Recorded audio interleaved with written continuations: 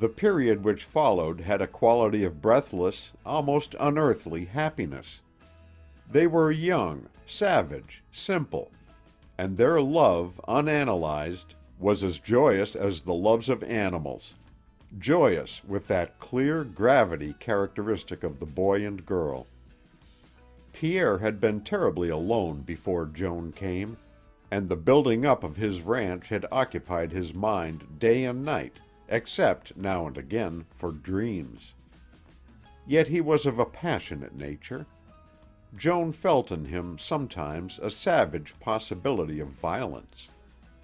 Two incidents of this time blazed themselves especially on her memory. The one, her father's visit; the other, an irrelevant enough picture until after events threw back a glare upon it. They had been at Pierre's ranch for a fortnight before John Carver found them. Then, one morning, as Pierre opened the door to go out to work, Joan saw a thin, red pony tied to the fence and a small figure walking toward the cabin. "Pierre, it's Father," she said, and Pierre stopped in his tracks, drew himself up and waited, hands on his cartridge belt. How mean and old and furtive her father looked in contrast to this beautiful young husband. Joan was entirely unafraid. She leaned against the side of the door and watched, as silent and unconsulted as any squaw, while the two men settled their property rights in her. "So you've took my gal," said John Carver, stopping a foot or two in front of Pierre, his eyes shifting up and down, one long hand fingering his lips. Pierre answered courteously. "Some man was bound to have her, Mr. Carver, soon or late. You can't set your face agin the laws of nature. Will you be steppin' in? Joan will give you some breakfast." Carver paid no heed to the invitation. "Have you married her?" said he. The blood rose to Pierre's brown face. "Sure I have." "Well, sir, you have married a daughter of a—" Carver used a brutal word. "Look out for her. If you see her eyes lookin' and lookin' at another man, you can know what's to come." Pierre was white. "I've done with her. She can never come home to me for bite or bed.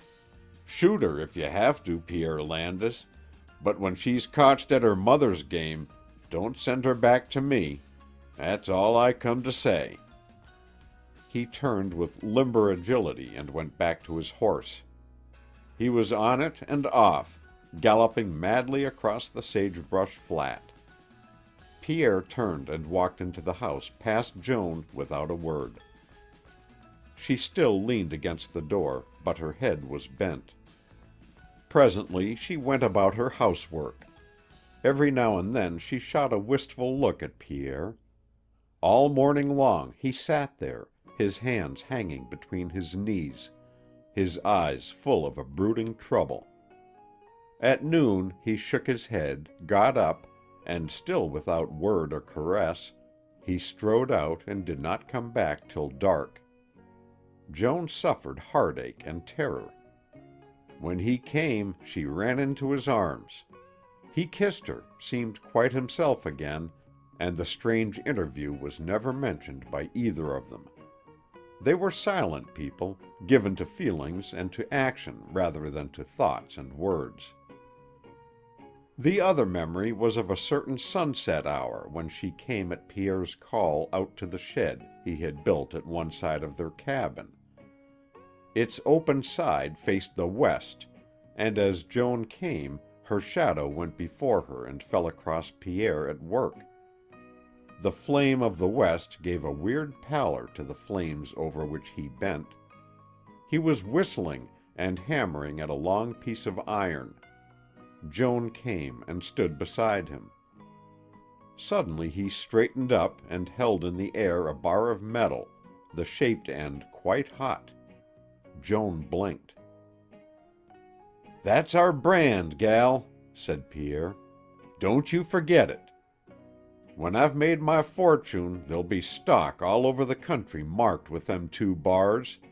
That'll be famous, the 2-bar brand. Don't you forget it, Joan." And he brought the white iron close so that she felt its heat on her face and drew back, flinching. He laughed, let it fall, and kissed her.